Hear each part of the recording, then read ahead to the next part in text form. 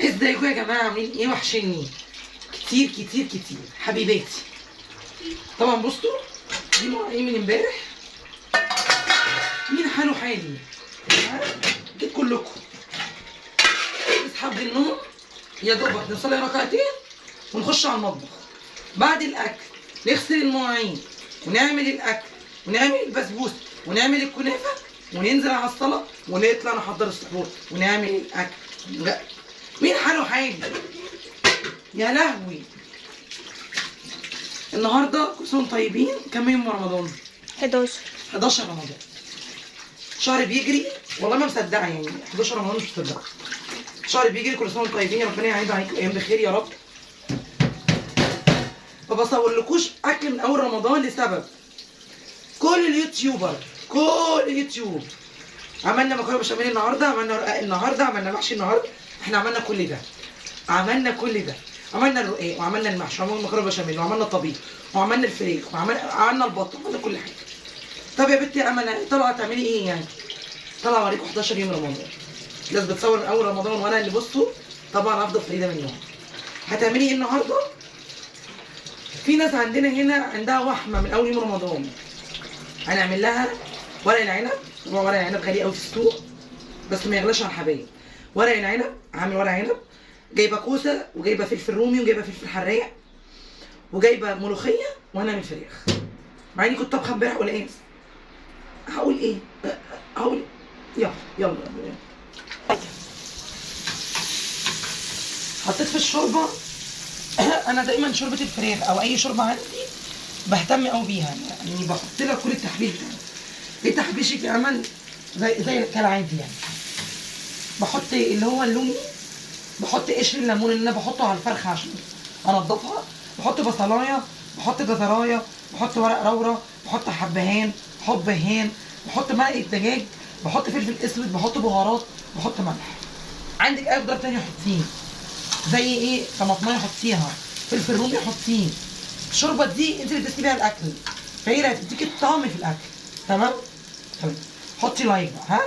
زي ما تحطي اللومي وتحطي البصله وتحطي الجزره، حطي لايك، حطي لايك. بتعملي ايه هنا؟ طبعا في ناس بتحب تنجز، انا لا. انا مش قادره اقول لكم، انا بحب اجود. يعني ايه؟ هحشي الفرخه كبد وقوانص. في ناس بتقول لك لا اسلق على طول واضرب واقلب، هو ده الصح يعني. ها؟ لكن انا قلت النهارده ايه؟ يا بنت معلش، إيه كله بثواني. هعمل الفرخه الكبد والقوانص واحشيها وبعمل لها البصلايه، احط الكبد والقوانص واحط حبه رز صغيرين واحشيها واوريها لكم. طبعا حشينا الفرخه اهو الكبد والقوانص. وبصوا بقى فلتمي هنا بخلة السنانه ايه عشان الرز ما يطلعش بره ويغرق الشوربه، عشان انت الشوربه هتسقيها، تسقيها الملوخيه وتسقيها الحاجات دي. الشوربه عندي اهي غليت هنا اهي، بتنزليها.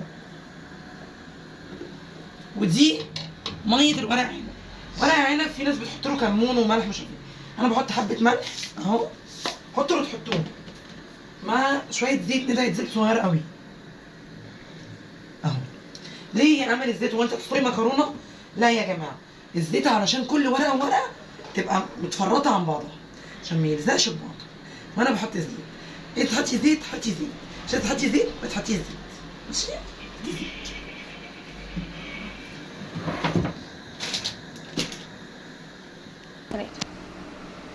بصوا اقول لكم على حاجه سريعه كده، اكتبوا لي في الكومنتات مين زيي وانت بتغسلي المواعين وانت بتقرطفي الورق العنب وانت في المواصلات تحس ان دماغك عماله تجيب حقيبه الذكريات.